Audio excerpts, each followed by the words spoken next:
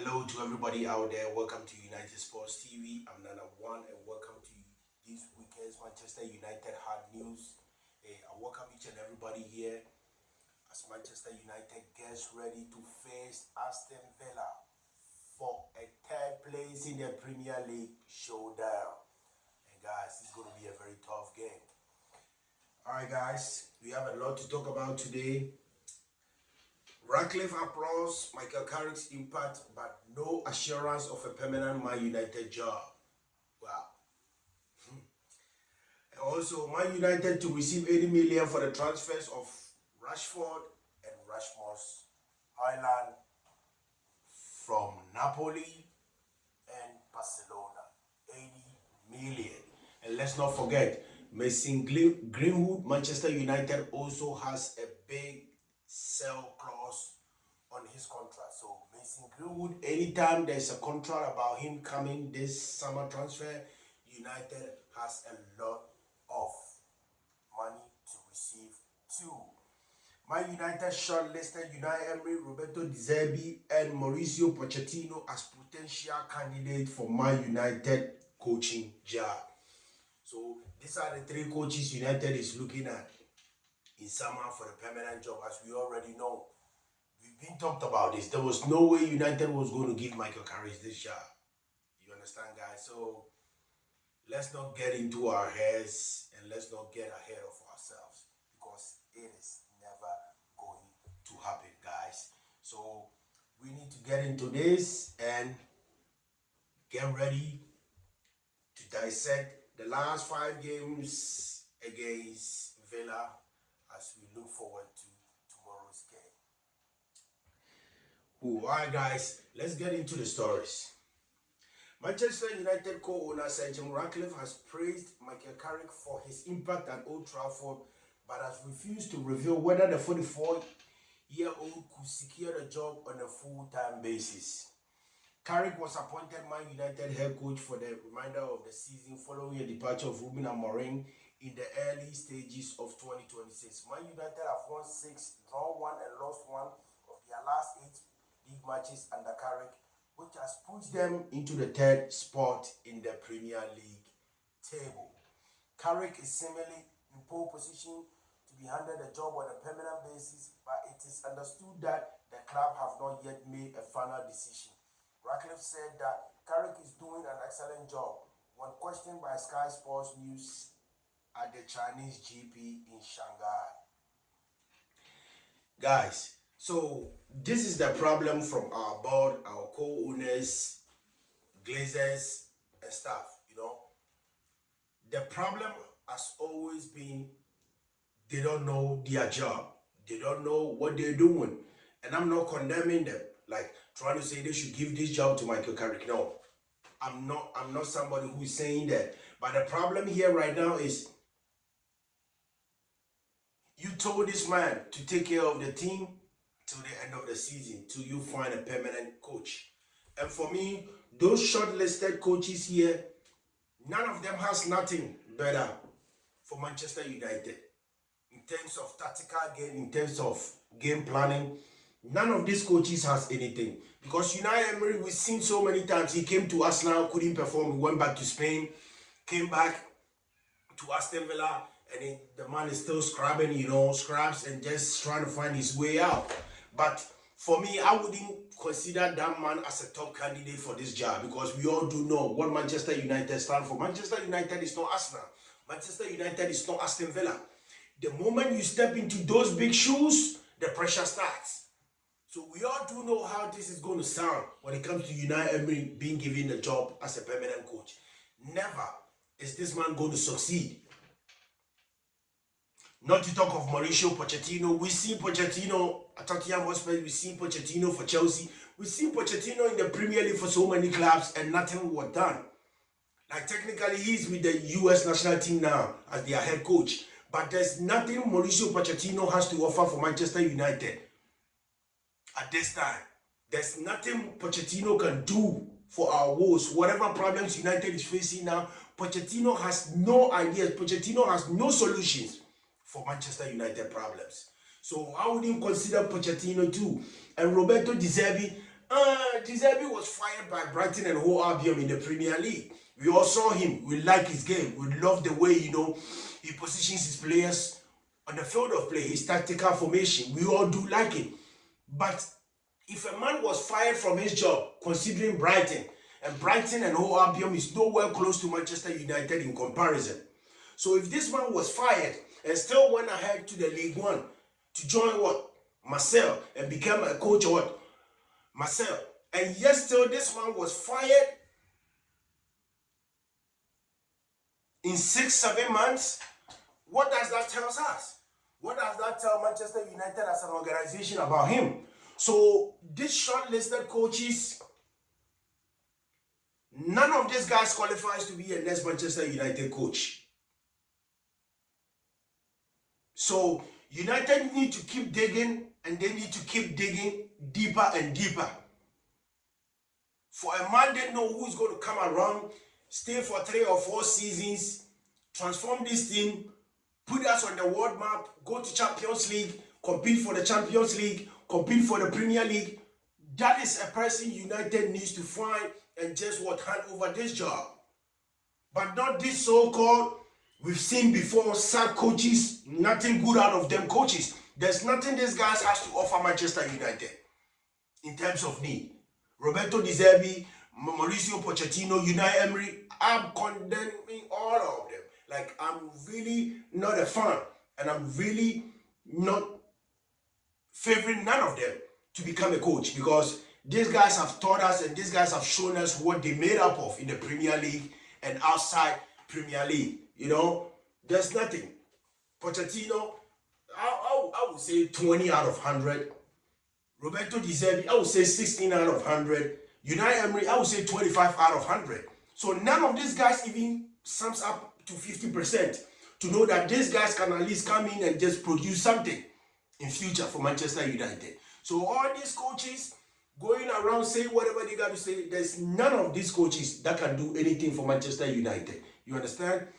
And guys, Manchester United to receive 80 million for Marcus Rashford and Rasmus Hojlund. And we all do know, Napoli already paid 6 million January for Rasmus Hojlund loan fee, and they had the option of a buy clause, and they had activated it, telling United how they're interested in the Danish striker, trying to get his signature as a permanent player. So Napoli is prepared to pay the 44 million to United for Rasmus Hojlund's signature to become Napoli's permanent striker.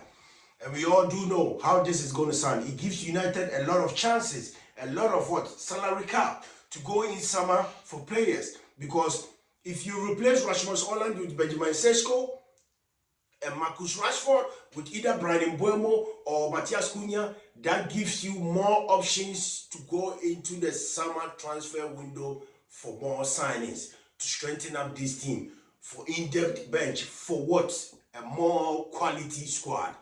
That's what we've been talking about. Because to receive all this money, and Rashford, 36 million permanent deal, we all do know it was a loan. They already paid a 9 million fee, and now they're paying the 36 million permanent fee for his transfer from Manchester United to Barcelona in the La Liga. So United has a lot of cash when it comes to this transfer window. Summer transfer window, United had a lot of cash. And let's not forget Mason Greenwood at Olympique Marseille. United has a huge selling clause and a huge amount of money to receive when the guy is being sold coming summer transfer window. So United has a lot of options and a lot of salary cap to know what they're going to do this summer in terms of bringing in new faces and new players. Guys, it is going to be a war, and I know it's definitely going to be a war, but to look at Sir Jim Ratcliffe prioritizing his needs of finding a permanent coach, but yet all coaches' names being mentioned is nowhere close to 50%. That tells you the kind of board, the kind of co-owners, the kind of owners Manchester United has when it comes to business. This guys has nothing to do with football life. These guys has no knowledge in football. They just do whatever they want for their own beneficial. Whatever comes into their pocket, their own profit, that's what they're thinking about. They never think about Manchester United as an organization, or they never think of putting this team on the world map to win trophies or compete in higher competition. You know?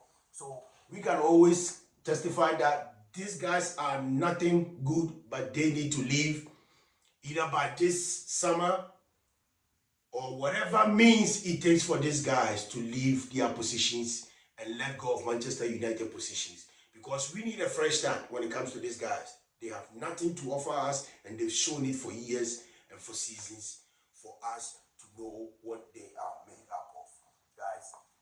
All right, guys, let's get into tomorrow's game and watch out the last 5 games Manchester United played against Villa, guys.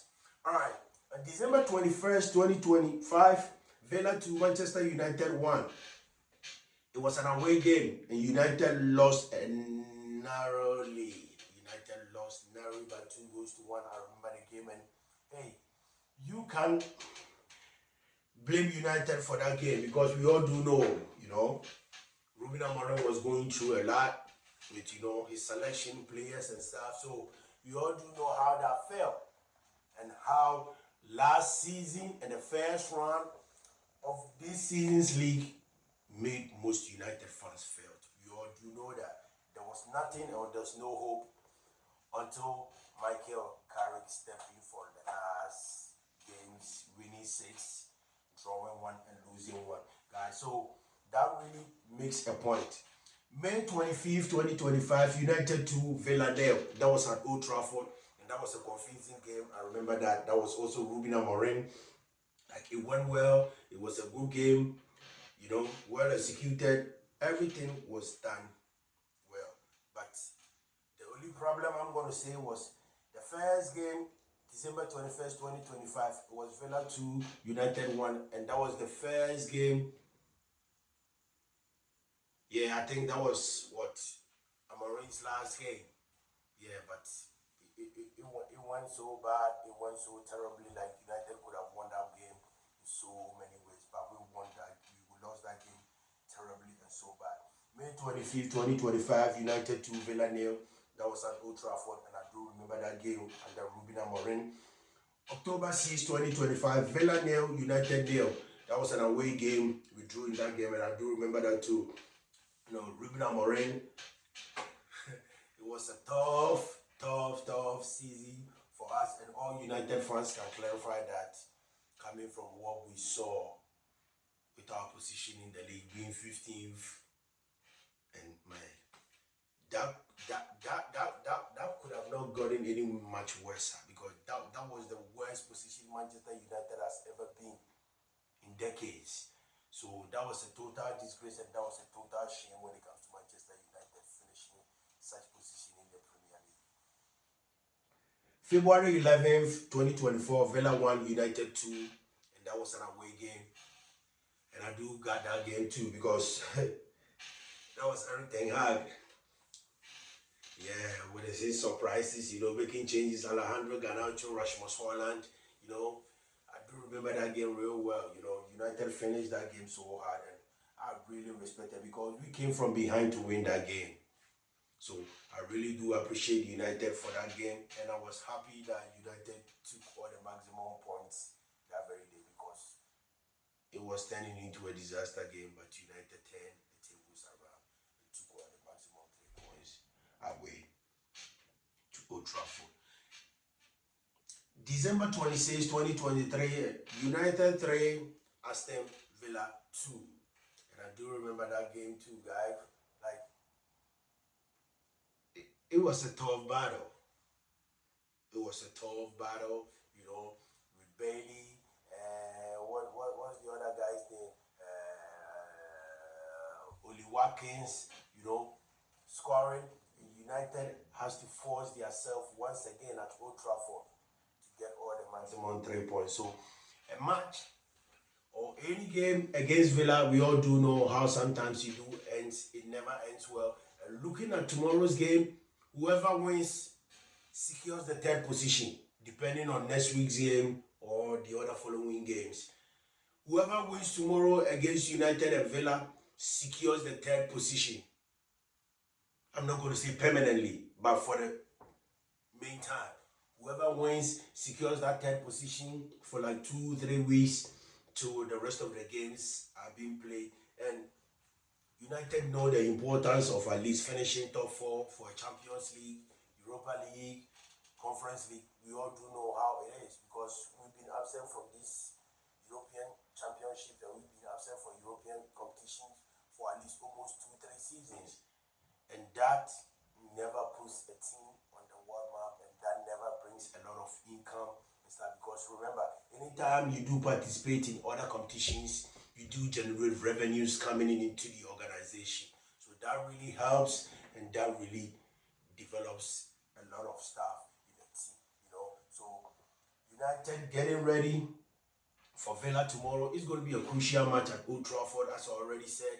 Whoever wins, this is going to be a showdown for whoever cements his position. I wouldn't say the word cement. Like for the meantime, whoever holds the third position for the meantime. So United needs to execute and do whatever they are to do in their ways, in their means, like whatever tactical play Michael Carrick has set up for these guys. And over the weekend, we also what Matthias Cunha said. He's ready to rally to get the good energy out of the players because he knows Manchester United has that devil in them. When there's time to produce, when there's time to showcase, United is always there. United never fails. So Cunha went ahead, talked to most of the players, trying to emphasize the need of bringing those kind of, leadership, those kind of plays, those kind of, intensity in games. When teams are coming to Old Trafford, they feel scared. Even to get on the field, teams get scared, but no more. And that is what Matthias Cunha is talking about. United players thinking about bringing it back. So teams come to Old Trafford and get scared to play against Manchester United. All right, guys, we'll end today's program here. And I appreciate you guys for your time and patience. Hey, if you're new here, kindly please subscribe, give me a thumbs up, turn your notifications buttons on, and share the channel to keep us going. Alright guys, I'll see you guys tomorrow. Maybe I'll see you guys on Sunday after United takes on Aston Villa in the Premier League at Old Trafford. May the good Lord be with us all. Peace and love.